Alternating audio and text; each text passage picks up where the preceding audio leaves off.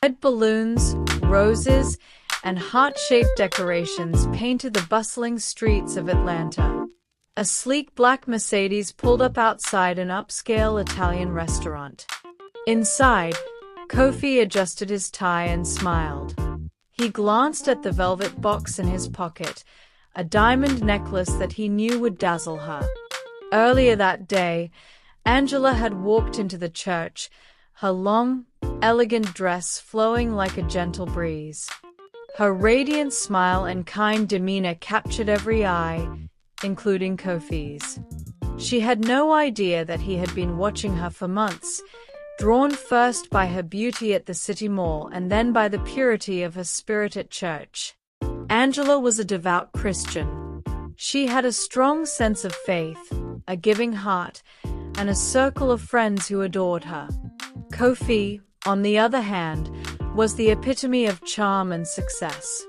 His tall frame, perfectly styled hair, and expensive suits made him irresistible.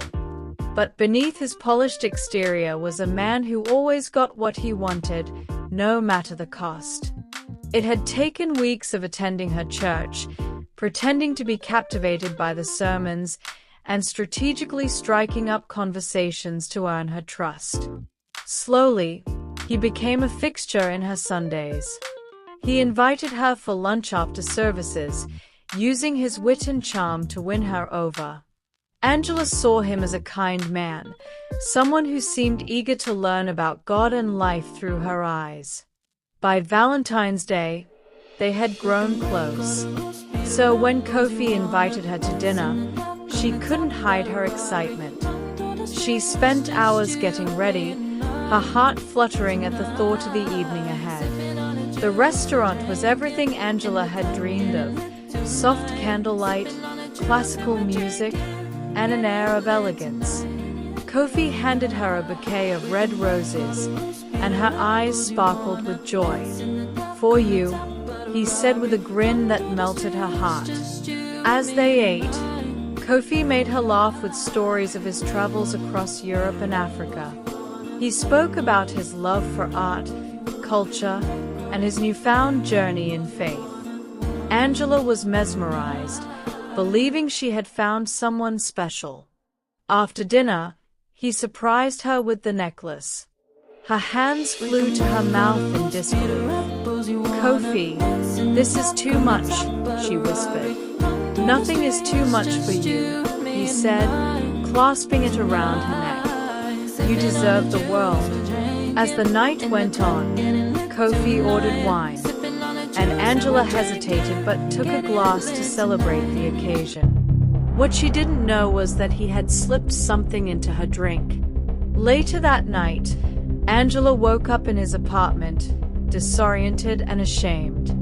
Her heart sank as she pieced together what had happened. Kofi was nowhere to be found. She dressed quickly, her tears falling uncontrollably. The days that followed were a blur. Angela stopped attending church, overwhelmed by guilt and heartbreak. Her friends noticed the change in her. "You need to talk to someone," one of them urged. After weeks of reluctance, Angela finally agreed to seek counseling.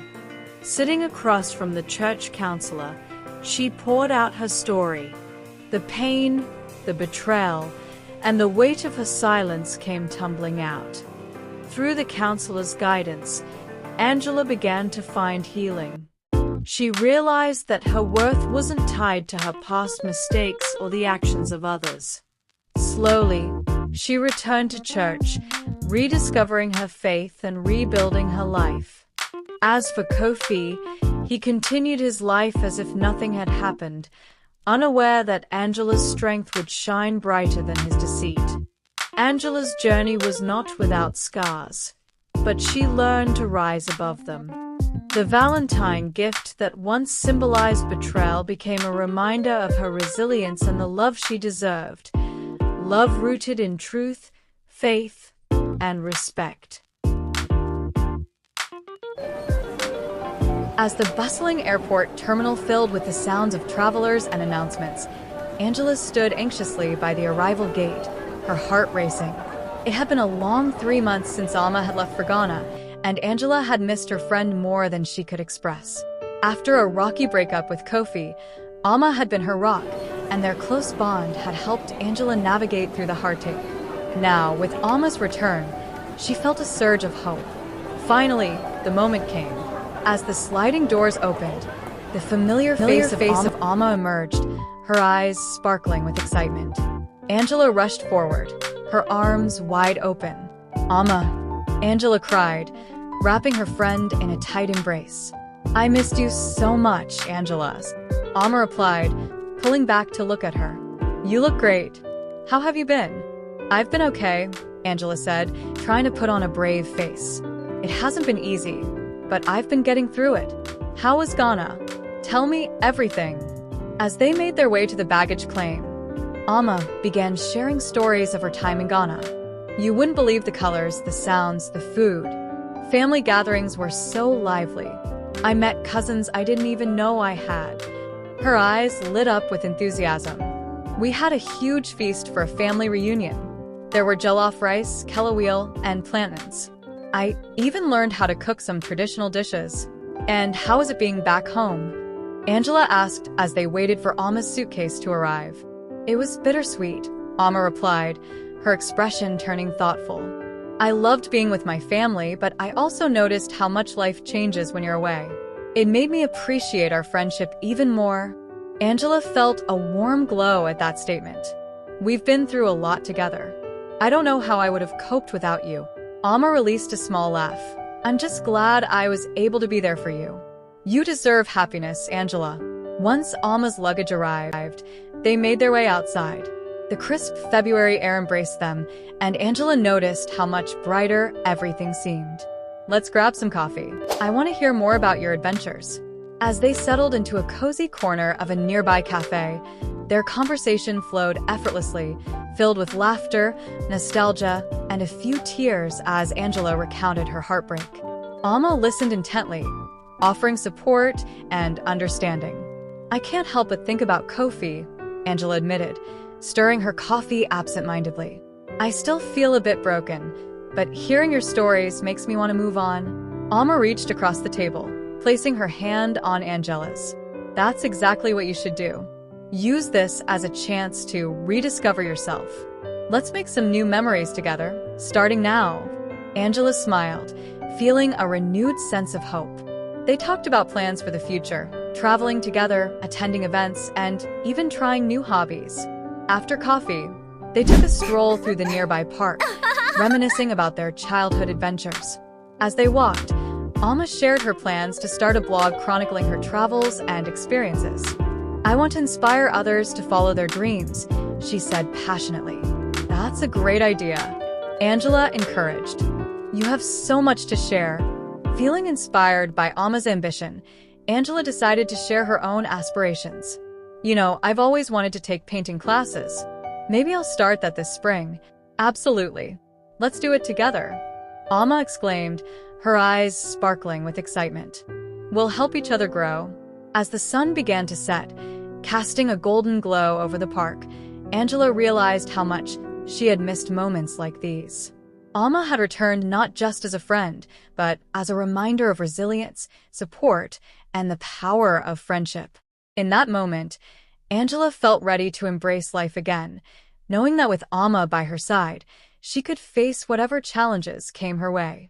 The reunion had rekindled their friendship, but it also marked the beginning of a new chapter in both their lives, one filled with hope, adventure, and endless possibilities. It was another Valentine's Day.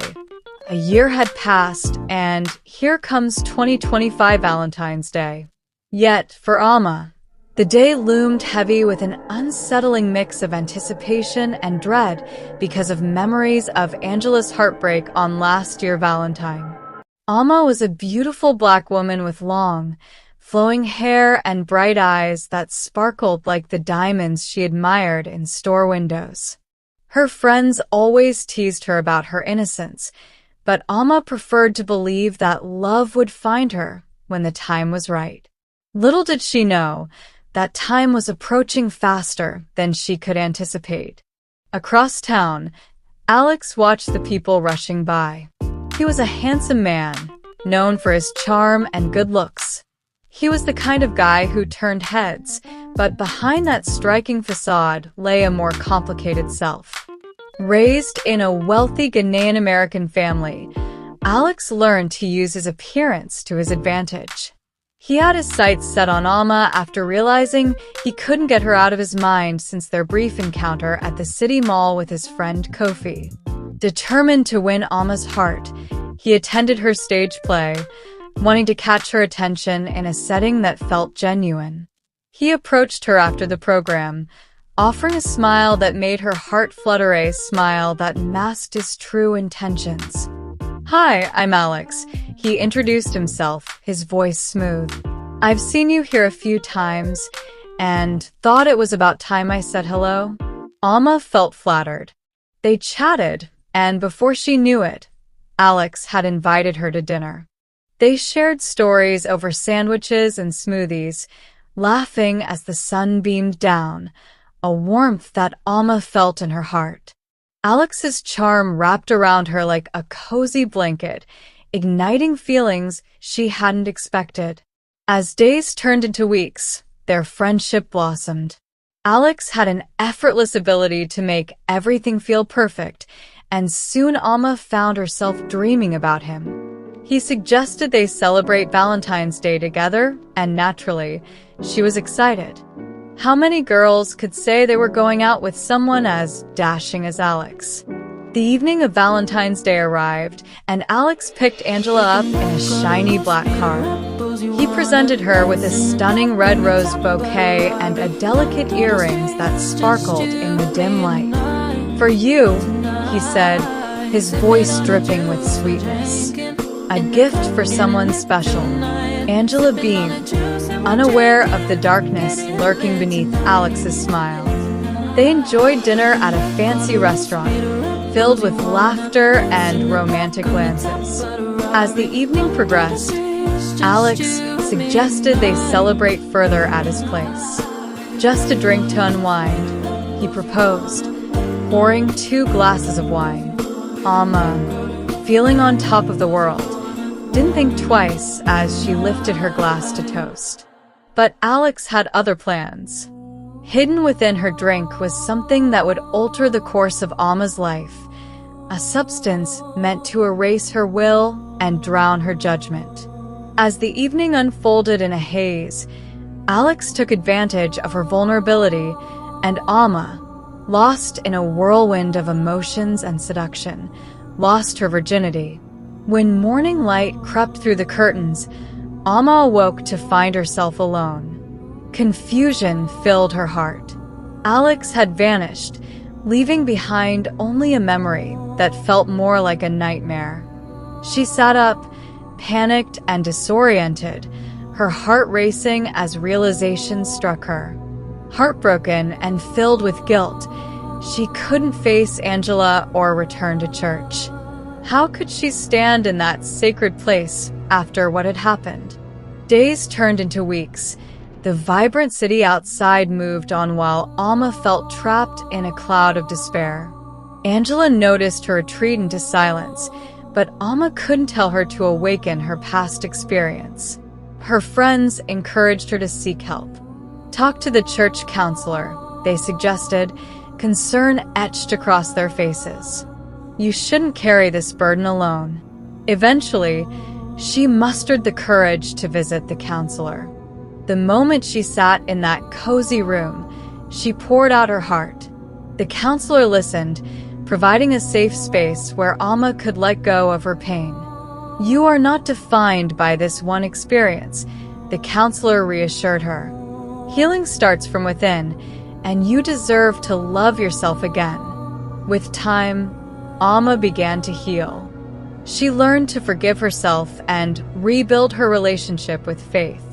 Meanwhile, unbeknownst to her, Alex did not escape unscathed. His deception haunted him, and eventually, he found himself facing the consequences of his actions. In a twist of fate, Alma's journey of healing led her to discover strength she never knew she had. The city that once felt like a prison transformed into a place of hope. She began volunteering, helping others who felt lost, and in this act of giving came her own personal redemption. Alex, on the other hand, experienced loneliness, grappling with guilt and the realization that true connection was worth more than fleeting moments of pleasure.